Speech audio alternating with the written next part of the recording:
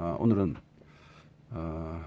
저번 시간에 이어서 오늘도 아주 중요한 반영구 화장 기법과 기술과 요령 등에 대해서 말씀드리겠습니다만은 제가 올려드리는 이 영상과 설명은 사실 그 어떤 학원에서도 잘 가르치지 않는 저만의 기술로서 제가 28년 된 경력과 노하우로 만들어지는 것이기 때문에 반영구 화장 기술에 관심이 있으신 분들이나 혹시나 잘못 배워서 재수강을 하셔야 하는 분들에게는 아주 중요한 기술 정보가 될 것이라고 확신을 합니다. 많은 관심과 격려 부탁드리겠습니다. 저번 시간에 미리 알려드렸듯이 이번 시간에는 이 패턴 엠보의 허와 실에 대해서 알려드리도록 하겠습니다. 아시다시피 패턴이라고 하는 것은 일정한 모양이나 형상 등이 연속적으로 또는 반복적으로 보여지는 현상을 우리가 패턴이라고 부릅니다. 이 패턴 기술은 이미 20년 전에 중국에서도 일시적으로 유행한 적이 있습니다. 우리 동양인의 피부에는 적용하기가 좀 무리가 따르는 기술이기 때문에 사실은 기술이 사라졌습니다. 최근 유럽의 어느 나라에서 2, 3년 전에 만들어진 이 패턴 엠보는 사실 중국의 엠보 기술보다도 또는 한국의 엠보 기술보다도 사실은 임상 경험이 매우 적은 나라입니다. 미국이나 유럽이나. 그럼 왜 중국 기술자들은 이 패턴 눈썹의 기술을 버렸느냐? 그 이유가 뭐냐? 첫째는 구불거리는 엠보선은 동양인의 피부에 시술하기가 매우 어렵기 때문에 그렇습니다. 제가 한번 그림으로 한번 보여드리도록 하겠습니다. 잘 보이시는지 모르겠습니다. 자, 엠보 눈썹이 눈썹의 디자인이 만약에 이렇게 된다. 이렇게 된다고 하면 이렇게 저는 이제 잘 보이시나요? 이런 스타일의 눈썹을 좋아하긴 하는데 조금만 당겨볼까요? 이렇게. 자, 여기서 이 구불거리는 선은 사실 동양인 피부에 잘 나오지 않습니다. 여기서 이제 구불거리는 선이라고 하는 것은 엠보의 눈썹 머리, 그 다음에 몸통, 꼬리 이렇게 3등분을 하는데 눈썹 머리에서는 여기서 이제 뭐 이런 형태로 가겠죠. 이거는 뭐 동양이나 서양이나 뭐 중국이나 한국이나 눈썹 선의 방향이 이 방향이 아닌 게 없습니다. 다 이 방향입니다. 그런데 문제는 패턴이라고 하는 눈썹들이 이 밑에 하단부, 눈썹의 하단 부분을 좀 요란스럽게 만들죠. 예를 들어서 이렇게 좀 제가 좀 크게 그렸습니다만은 잘 보이시나요?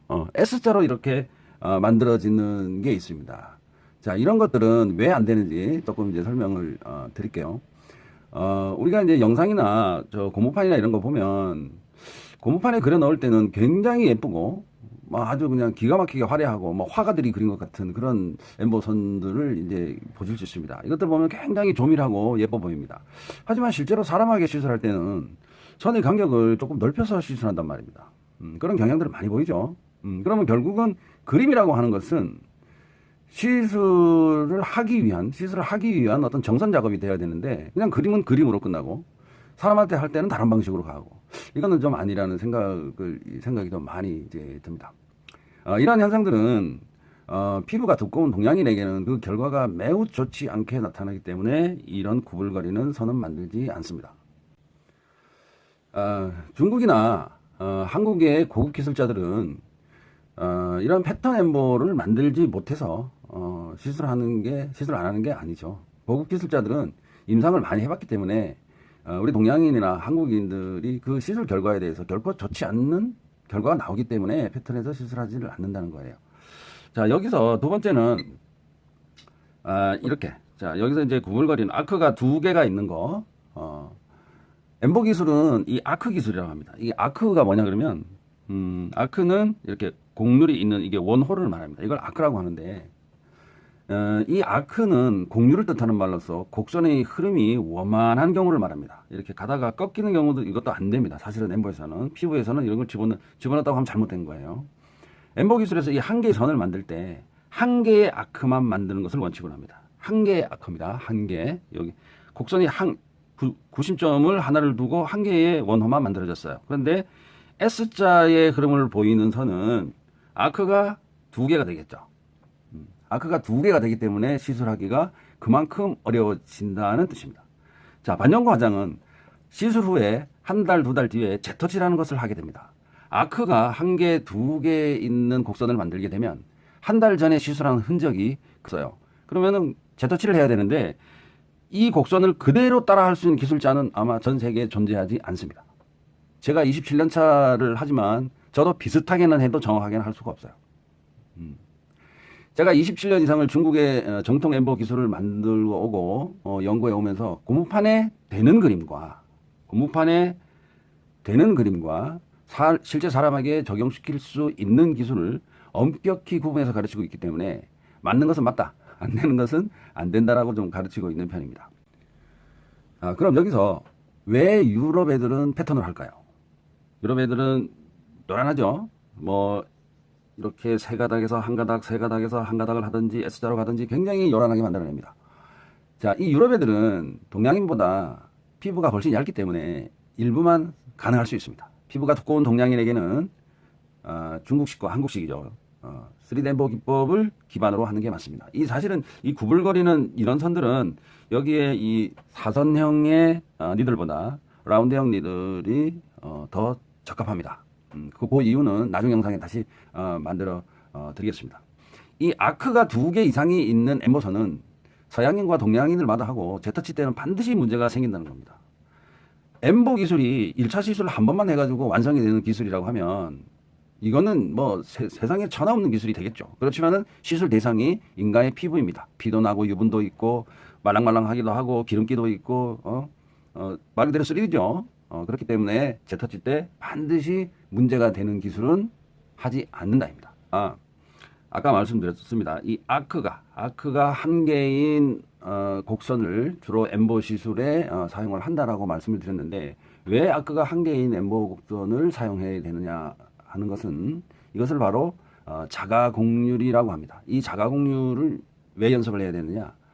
아크가 한 개인 곡선은 1차 시술 때 만든 선이 그대로 연출이 가능합니다. 이거는 우리가 기술을 배우면서 이 아크가 한 개의 원을 밀고 당기기 과정에서 부단하게 연습을 하게 되면 자기가 엠보침을 딱 잡았을 때 긋게 되면은 내가 그동안에 연습한 아크의 기본 원형이 나옵니다. 이걸 바로 자가공률이라고 합니다. 그런데 아크가 2개인 S자 곡선은 자가공률이 없어요. 그렇기 때문에 굉장히 시술이 어려워진다 이런 뜻입니다. 엠보 기술자분들은 이 자가공률을 만드는 침법을 꼭 공부 좀 해주시기 바랍니다. 한국의 많은 기술자분들이나 제 수강생분들도 연습을 하다 보면 엠보 이 선의 방향에 대해서 늘 고민이 되는 것을 제가 볼 수가 있겠는데요. 엠보 선의 이 방향, 이쪽에는 올라가게 되겠죠. 이쪽에는 45도 방향으로 눕게 되고 이쪽은 이쪽 방향으로 흐르게 되고. 자, 엠보 선의 방향 역시 30년 전에 이미 뜯기 기술을 했죠. 이 뜯기 엠보 시절부터 이미 정해진 겁니다. 이 엠보 선의 방향은. 이 엠보 기법을 만들 때 필요한 선의 방향은 눈썹의 머리 부분과 선의 방향과 몸통 부분의 선의 방향과 꼬리 부분의 선의 방향은 이미 게임이 끝난 거예요. 이미 정해져 있어. 초등학생들도 다 따라합니다. 단지 선이 한 개가 더 들어가고 덜 들어가고 그렇다고 해서 기법이 이름이 바뀌는 것도 아니에요. 이거는. 근데 요즘 뭐 4D, 5D, 6D 막 많죠. 저도 수강생에게 고무판을 연습을 시킬 때 각 수강생들의 눈썹 선이 미세하게 다르다는 걸 알 수 있어요. 저한테 배웠지만은 수강생들마다 느낌이 살짝 다르다는 뜻입니다. 다만 가르치는 사람마다 필체가 다르죠. 글 쓰는 게 다르기 때문에 한 사람의 스승에서 배운 제자들의 이 기풍, 그러니까 분위기죠. 엠보 눈썹의 분위기, 그 분위기가 거의 비슷한 성향을 보이고 있다고 할 수 있습니다. 물론 수강생들이 더 많은 것을 배우고 연구해서 어떤 부분에 한 개의 선을 더 넣거나 한 개의 선을 더 빼거나 길이를 조정하거나 이렇게 해서 본인만의 기법을 완성시킬 수는 있지만 근본적으로 엠보 눈썹의 선의 방향은 3가지뿐입니다. 제가 이번 시간에 말씀 좀 드리고 싶은 패턴은 동양인에 관한 패턴입니다. 우리 한국, 중국, 일본 또는 베트남 이렇게 동양인의 진짜 패턴은 눈썹의 밀집도에 따라서 하는 것을 우리가 패턴이라고 합니다. 동양인들은 대부분 직립모를 가지고 있습니다. 이 직립모라고 하는 것은 눈썹이 누워있지 않고 이렇게 막 서가지고 있는 거를 말합니다. 이 직립모가 많으시는 분들은 대부분 이걸 눈썹이라고 해야 될지 털이라고 해야 될지 이런 형상을 하고 있는 걸 우리가 직립모라고 합니다. 서양인들은 와모라고 하죠. 와모. 눈썹이 털이 많이 누워있는 상태를 와모라고 합니다.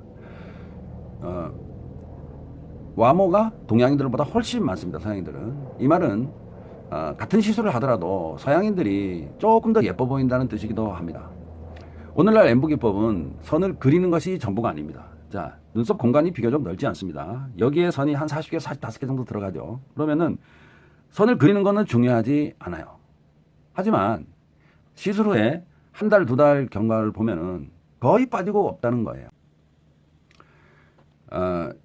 이런 현상은, 그러니까 빨리 빠지는 이런 엠보는 사실은 눈썹의 선의 방향이 어떻고 이걸 논하기 이전에 침법을 빨리 교정하거나 빨리 배우셔야 됩니다.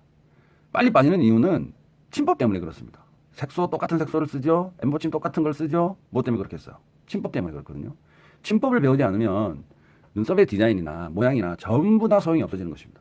엠보 공부를 조금 해보신 분들은 디자인을 아무리 눈썹을 예쁘게 그려도, 눈썹을 아무리 예쁘게 그려도 이 안에 내용, 선이 잘 안 만들어지면 이쁘게 보이지 않는다는 것은 다 알고 있을 것입니다. 한 달 뒤에 왔는데 눈썹이 다 빠지고 없어. 형체가 다 사라졌어. 그러면 만들어 놔야 되는 거죠. 고무판에 이쁘게 만들어진 엠보 눈썹을 어떤 요령 있는 기술로 사람에게 그대로 박아 넣을 수 있는가, 이게 관건이 되는 것입니다. 다 빠진 엠보 기술이 재터치를 한다고 해서 완성되는 게 아니에요. 그럼 또 빠져버리는 거죠. 이런 문제로 세 번, 네 번 시술하는 걸 번거로움을 없애기 위해서 어떤 기술자분들은 한 번에 세게 하는 거예요. 세게 하게 되면 상처가 더 깊게 베이고 엠보선은 더 잘 빠지게 되는 것입니다. 오늘의 결론은 동양인들에게 가능한 엠보 패턴을 찾아라, 이겁니다. 고객에 맞는 엠보 패턴을 만들어라, 이겁니다. 미국이든 유럽이든 중국이든 한국이든 엠보의 기본 기술은 하나입니다. 다른 게 없습니다. 과거 25년, 30년 전에 뜯기 기술은 지금 하시는 분들이 없으니까 오로지 긋습니다. 그런데 이상하게 하는 사람들이 있죠. 미국 같은 경우. 그런데 유럽의 구불거리는 패턴이든 중국이든 한국이든 다 긋습니다. 긋는 방법은 다 똑같습니다. 그런데 침법이 다릅니다. 오리지널로 하느냐 안 하느냐, 이게 오래 남느냐 오래 남지 않느냐 하는 문제예요.